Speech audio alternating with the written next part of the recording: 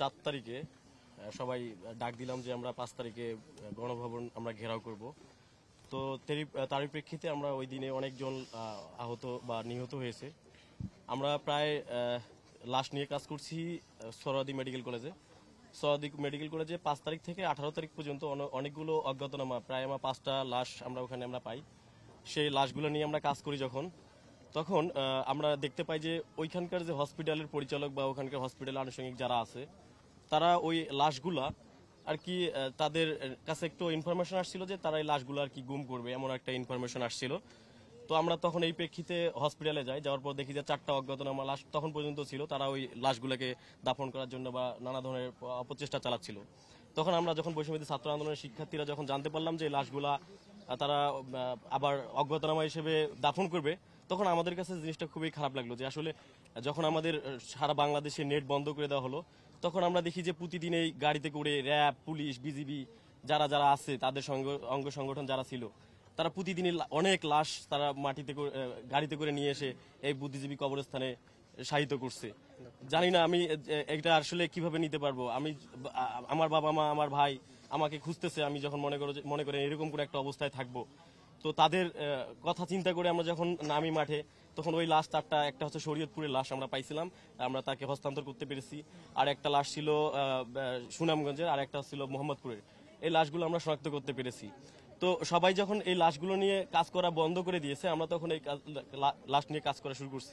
প্রত্যেকটা হসপিটালের গেটে গেটে আত্মীয় স্বজন মানুষের আসে যে ভাই আমাদের লাশগুলা আমরা খুঁজে পাচ্ছি না, আমাদের সন্তানটা আমরা খুঁজে পাচ্ছি না। আমাদের ওই সময়গুলো খুব খারাপ লাগে।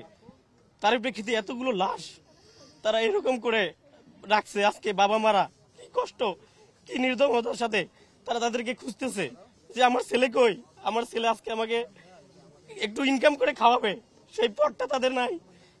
অনেক বাবা মা এখন পর্যন্ত, অনেক ছেলে মেয়ে এখন পর্যন্ত তারা তাদের সন্তানকে খুঁজে না পাওয়ার কারণে তারা অনেকে পাগল হয়ে গেছে, এরকম আমাদের কাছে ইনফরমেশন আছে। অনেকে চিকিৎসা করতে না পেরে অনেকে এখনো হয়ে গেছে অন্য বাসায় কারো বাসায় কাজ করে খাচ্ছে। এগুলো আমরা দেখতে পারিনি এতদিন পর্যন্ত। আমাদের সবার উচিত, এই বৈষম্যবিরোধী ছাত্র আন্দোলনের সবার উচিত সবাই মিলেমিশে যেন আমরা কাজ করে যে মানুষগুলোর কারণে আমরা এই দেশটাকে নতুন একটা দেশ হিসেবে পেয়েছি, সবাই একত্র হিসেবে কাজ করলে তাদের যে এখন দুর্ভোগটা এটা আমরা কমাতে পারবো। আমরা আসলে কখনো আশা করি নাই যে আমাদের বাবার বয়সী ব্যক্তিরাও রামদার মতো বা আরো বড় বড় আগ্নেয়াস্ত্র নিয়ে আমাদের হামলা করতে পারে। তো আসলে অনেক কিছুই বলা যায়। ফারহান ফায়াজকে নিয়ে যদি বলি, ফারহান ফায়াজের মতো এরকম অনেক আমাদের বয়সী ছেলেরা, স্কুল কলেজের ছেলেরা বা আরো অনেকেই প্রাণ দিছে। আমি জাস্ট জাতির কাছে একটা জিনিসই বলতে চাই যে আমাদের এই বিজয় যাতে কেউ ছিনিয়ে না নিতে পারে, কোনোভাবে যাতে ব্যাহত না হয়। আমাদের এখন যে কর্মকাণ্ড চলতেছে সবাই যাতে একসাথে কাজ করে। আজকে কিন্তু আওয়ামী যে ফ্যাসিবাদ, সেই জাহিলিয়াত পতনের 100তম দিন। সেই 100তম দিনের প্রেক্ষিতে আজকে বৈষম্যবিরোধী ছাত্র আন্দোলন সারা দেশে একটি কর্মসূচি দিয়েছে।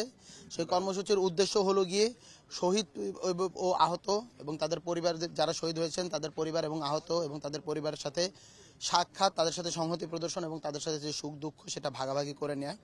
এটাই ছিল আজকের যে আমাদের কর্মসূচি, তার উদ্দেশ্য। সেই কর্মসূচির উপর ভিত্তি করে আজকে আমরা হলো গিয়ে রায়ের বাজারের যে গণকবর, এই জুলাই ফ্যাসিবাদী সময়ের ভিতরে যে জুলাই হত্যাকাণ্ড হয়েছে অভ্যুত্থানের সময়ে, সেই গণকবরগুলোই আমরা আসলে দেখতে এসেছি। আসলে সত্যিকার অর্থে এই দৃশ্যটা বেশ মর্মাহত, অনেক বেশি মর্মাহত করেছে। এখানে 127টার মতো গণকবর শনাক্ত করা গিয়েছে, যার অনেকগুলোর ভিতরে স্থানীয় যারা বলছেন, যারা কাজ করছেন, তারা প্রত্যেকেই বলছেন যে প্রত্যেকটার মাঝে নাকি একাধিক কবর। আজকে আমরা আসার পর যেটা দেখলাম যে 127টি গণকবর এখানে চিহ্নিত করা হয়েছে এবং তার মধ্যে এখনো পর্যন্ত এই অনেকগুলো পরিবার তাদের হারানো সদস্যদেরকে আসলে খুঁজে পায়নি। তার মধ্যে একটি পরিবার আসলে আমাদের সাথে আছে, তারা আশঙ্কা করছে তাদের যে পরিবারের মানে শহীদের লাশ, ভাইয়ের বাবা, ওনার লাশ এখনো পর্যন্ত পাওয়া যায়নি এবং সম্ভবত এই রায়ের বাজার বধ্যভূমিতেই তার লাশটি আছে। এবং আমরা এখানে এসে যেটা খেয়াল করলাম যে খুবই খারাপ অবস্থা। এখানে র্যাব যে একটা গণহত্যা চালিয়েছে, এটাকে কিন্তু নানানভাবে ধামাচাপা দেওয়ার চেষ্টা করা হচ্ছে। শুধুমাত্র পুলিশকেই এখানে গণহত্যার সাথে লিঙ্ক করে বাকি যে আইনশৃঙ্খলা বাহিনীগুলো একটা বর্বরতা চালিয়েছে এই মোহাম্মদপুরে গত ইন্টারনেট শাটডাউনের সময়, এই জিনিসটাকে পুরোপুরি এড়িয়ে যাওয়া হচ্ছে।